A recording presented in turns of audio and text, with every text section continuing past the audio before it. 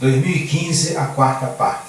Nós já falamos 2015, é o Aleph, o número 1, o 2, o Beit, o 3, o Gimel, e hoje nós vamos falar sobre o 4, que é o Dalet. Nós estamos usando os livros do hebraico antigo da época de Jesus. O Taná, que é a Bíblia, o Velho Testamento hebraico, o Haveri Hadashah, o Novo Testamento hebraico, o Zohar, que é uma tradição antiquíssima em aramaico, e o Sefer Yetzirah, também o livro da criação da época, segundo a tradição da época de Abraão. E com esses textos nós vamos interpretar.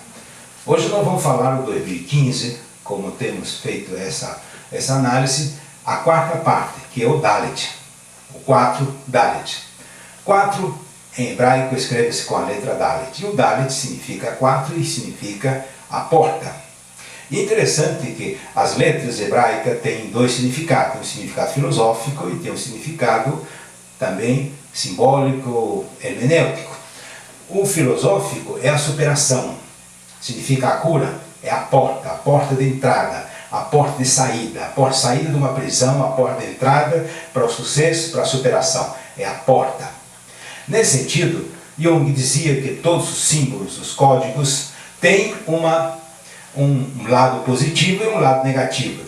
A interpretação positiva do Dalet é justamente a porta de entrada, a porta de saída, é a cura, a superação, a luz, o pão da vida, a vida. E o lado negativo do Dalet é a porta sem saída, ou seja, entra e não sai, ou não pode entrar. A doença, a enfermidade, a morte, a peste. E nessas duas interpretações nós vamos encontrar nessa linha de pensamento 2015. O que o ser humano fez a escolha ao longo do tempo e o que você pode fazer a sua escolha nesse ano 2015, para que haja o sucesso na sua vida no ano 2015. O Dalet, nós já falamos.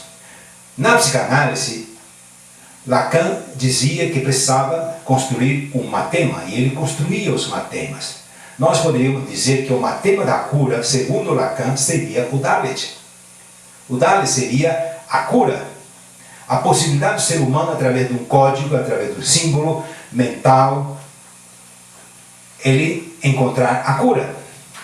E nós encontramos, inclusive, interessante, se nós seguimos a linha do Dalet ao longo da história, ao longo dos 3 livros que nós estamos interpretando, que é o Gênesis, que é o Evangelho de João, o Essênio, e o Apocalipse de João, nós encontramos essas interpretações completas do Dalet.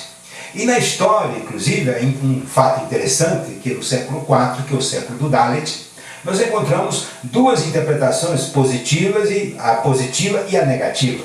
No século IV aconteceram duas coisas.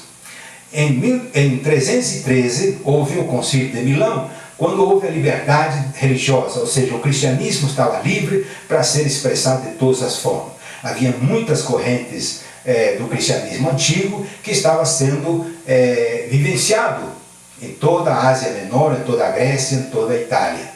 Mas é interessante que no mesmo século IV, no século Dalet, houve o Concílio de Niceia, quando houve a oficialização do cristianismo, liderado pelo imperador Constantino. Foi a queda do cristianismo primitivo.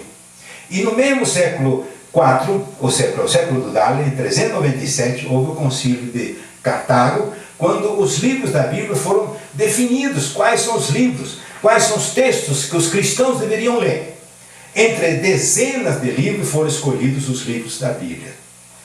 Existem vários livros naquela época, escritos em hebraico, escrito em aramaico, escrito em grego, que os cristãos primitivos usavam para a sua leitura, para a sua vivência. E foi o início da oficialização e da queda do cristianismo por 1000 anos.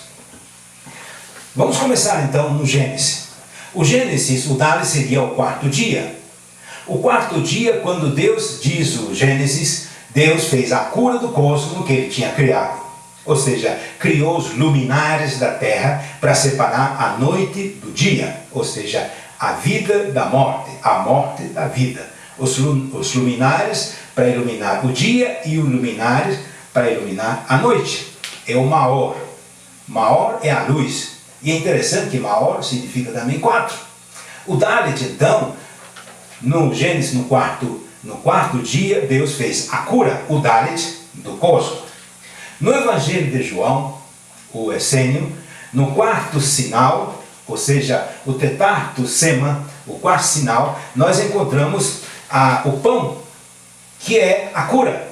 Ou seja, dentro do código do Dalet positivo, o Lehen Shaim, o pão da vida. Quando o mestre dos mestres fez a multiplicação dos pães, era o quarto sinal. João fala de 7 sinais, Apocalipse fala de 7 dias, e Apocalipse fala de 7 selos, o Gênesis fala de 7 dias e João fala de 7 sinais. O quarto sinal, o Dalet, é o pão da vida, a multiplicação do Lehen, a multiplicação do pão da vida. É o mesmo pão que no deserto os hebreus precisavam do apoio, do milagre, da ação divina através do manã divino, o Men Kadosh, o maná sagrado, que era o Dalet.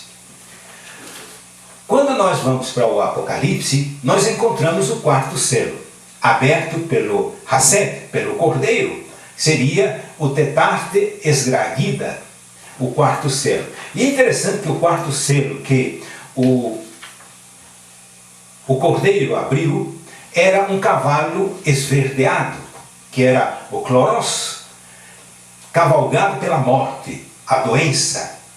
É interessante. Aí mostra o lado negativo do Dalet. O Apocalipse sempre mostra o lado negativo, porque seria o que o ser humano, ao longo do tempo, acabou escolhendo. E nós podemos encontrar na história, e hoje podemos entender que o ser humano, entre a vida e a morte, entre a doença e a cura, o ser humano escolheu a doença, o lado negativo do Dalet. A indústria da morte, a indústria da doença, a indústria da enfermidade. É o que nós podemos ver em todo o mundo, em toda a história. É justamente o que nós encontramos no Apocalipse. É por isso, meu amigo, que nós queremos oferecer a você o Dalet. O Dalet, neste ano 2015, deve ser a sua escolha. O lado positivo do Dalet, a cura, o pão da vida, o Men Kadosh, o maná sagrado. Aquilo que você pode encontrar, se você quiser, se você fizer a escolha certa.